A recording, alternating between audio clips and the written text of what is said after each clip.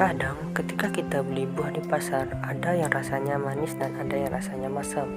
Walaupun keduanya sudah sama-sama matang, akan tetapi ada yang rasanya manis dan ada yang rasanya masam. Untuk memperbaiki sifat tanaman agar rasa buahnya manis semua, bisa menggunakan teknik kultur jaringan dalam membudidayakan tanaman tersebut. Apa sih kultur jaringan tersebut? Kultur jaringan di dalam bahasa Inggris disebut dengan tissue culture.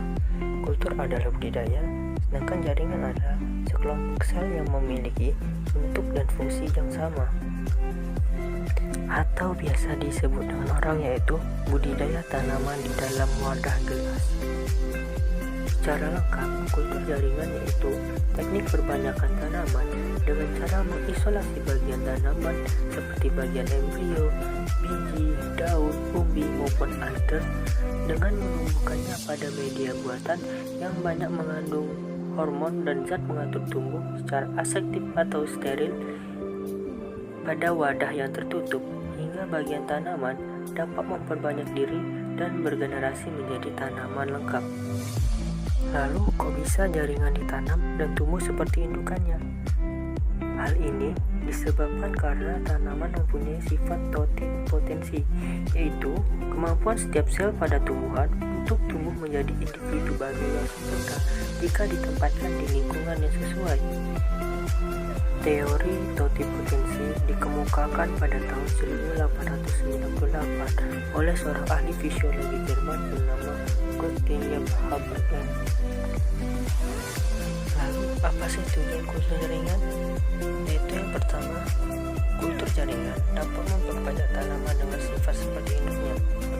Ada pembiakan ini, termasuk pembiakan secara vegetatif, yaitu individu baru terjadi dari bagian tubuh suatu induk. Oleh karena itu, individu yang baru terbentuk mempunyai sifat yang sama dengan induknya.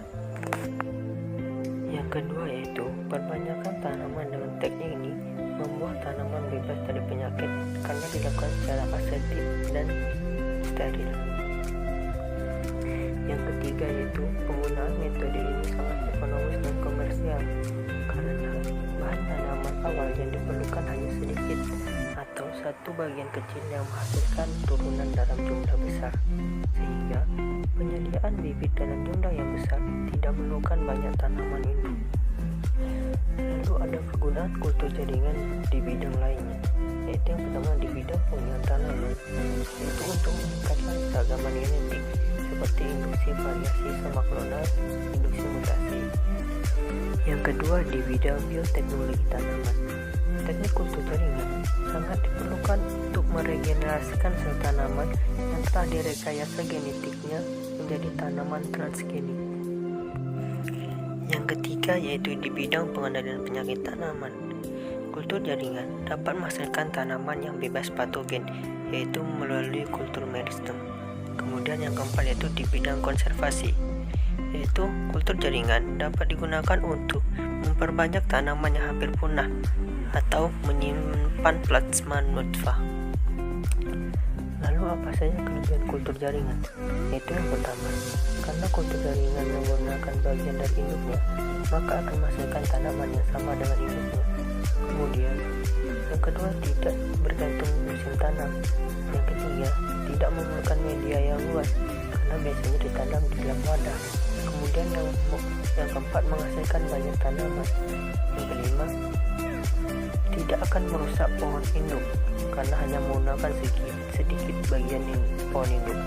Yang keenam, dapat memperbanyak tanaman dalam waktu yang singkat.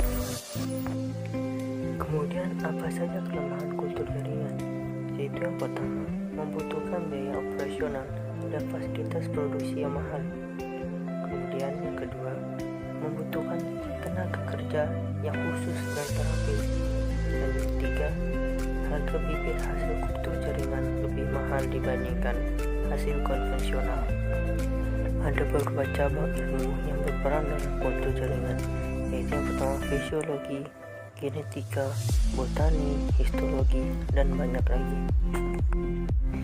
Itulah tadi sedikit penjelasan singkat saya mengenai kultur jaringan.